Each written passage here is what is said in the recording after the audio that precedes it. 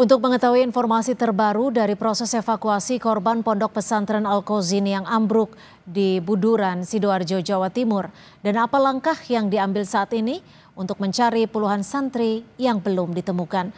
Kita berbincang sudah bergabung Kepala Subdirektorat Pengarahan dan Pengendalian Operasi Bencana dan Kondisi Membahayakan Manusia Basarnas, Emi Freezer. Selamat petang Pak Freezer. Untuk sore hari ini apakah ada penambahan? Selamat petang Mbak Cynthia. Selamat petang Pak Freezer.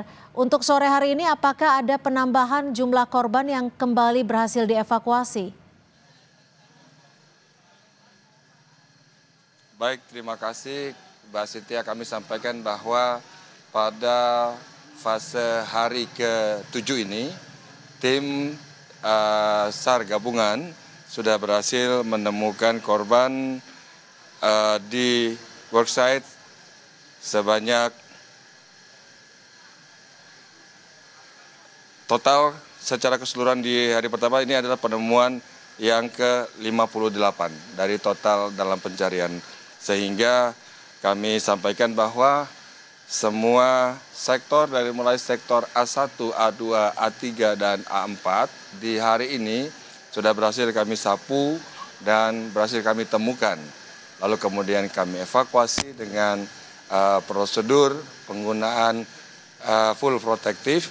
Lalu kemudian semua korban segera dirujuk ke rumah sakit. Oke, total penemuan 58 ini artinya total penemuan korban meninggal dunia atau seperti apa Pak Freezer? Baik, dari 58 yang berhasil kami temukan, 14 diantaranya alhamdulillah dalam keadaan selamat. Ini yang kalau kita merekap hasil murni dari upaya tim SAR gabungan untuk menemukan, kemudian mengeluarkan, dan dilanjutkan dengan mengevakuasi korban, baik itu dalam kondisi masih hidup ataupun sudah dalam kondisi meninggal dunia. Baik, artinya kami konfirmasi hingga saat ini 58 total penemuan dengan 14 diantaranya adalah selamat.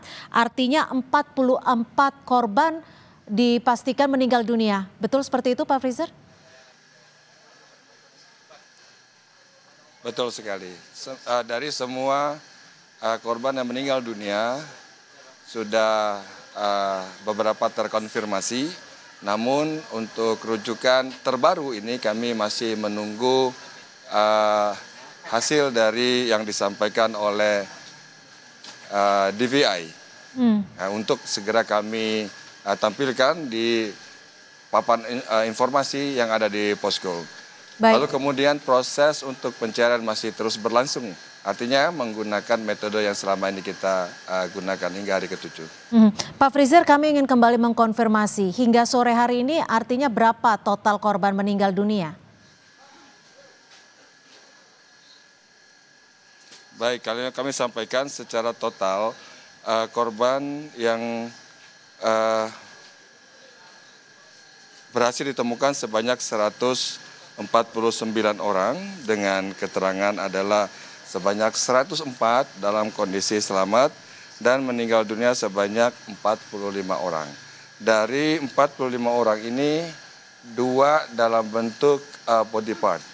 Lalu kemudian secara keseluruhan tim dari SAR gabungan sudah berhasil mendapatkan sebanyak 58 korban selama proses operasi pencarian dan penyelamatan serta evakuasi dari hari pertama sampai hari ke-7 ini, Mbak Cynthia. Baik, selanjutnya sore hari ini artinya proses evakuasi masih akan terus dilanjutkan. Apakah akan terus dilakukan selama 24 jam atau seperti apa Pak Freezer? Kami melaksanakan upaya pencarian, lalu kemudian ekstrikasi korban dari reruntuhan, lalu kita evaku menuju ke rumah sakit rujukan. Ini kita lakukan selama 1 kali 24 jam. Dan seat trap yang kami sampaikan, seat trap itu adalah situation report atau laporan perkembangan berkala. hitungan harinya adalah dari mulai jam 00 sampai ketemu jam 00.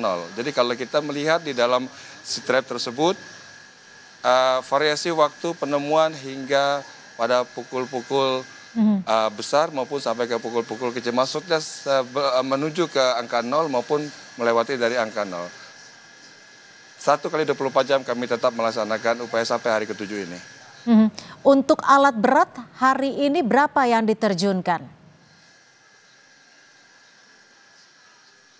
Untuk alat berat masih belum ada penambahan, masih ada 5 yang standby, kemudian yang dikerahkan dalam pencarian akses dan juga pembersihan 2 kendaraan kren 1 dan juga ekskavator 1. Dan ini tentu karena sebagian besar untuk lapisan lantai dasar untuk sektor A1 dan A4 sudah mulai clear. Sekarang konsentrasi kita adalah pada sisi A2 dan A3 yang berdekatan dengan asrama Putri. Artinya untuk A2 dan A3 masih terus dilakukan pembersihan puing untuk evakuasi puing. Lalu apakah ada target kapan kiranya clearance di lokasi A2 dan A3 ini, Pak Freezer? Baik, terima kasih. Target yang kami capai adalah memang secepatnya untuk bisa segera terekspos seluruh wilayah-wilayah yang menjadi bagian dari bangunan ini secara utuh. Namun untuk bisa mencapai hal tersebut kami tidak mengandalkan kecepatan saja, tapi juga kehati-hatian. Unsur kehati-hatian adalah hukum pertama bagi penyelamat untuk dapat melaksanakan aksi pencarian, kemudian penyelamatan.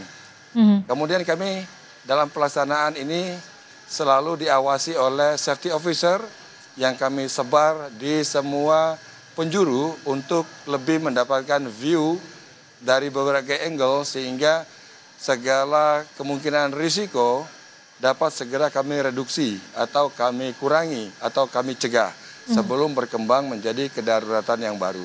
Dan juga kami bersyukur selama proses evakuasi ini cuaca mendukung sehingga tidak ada kondisi seperti misalnya hujan dan sebagainya. Betul-betul diberi kondisi yang cerah dengan penerangan siang yang sangat baik.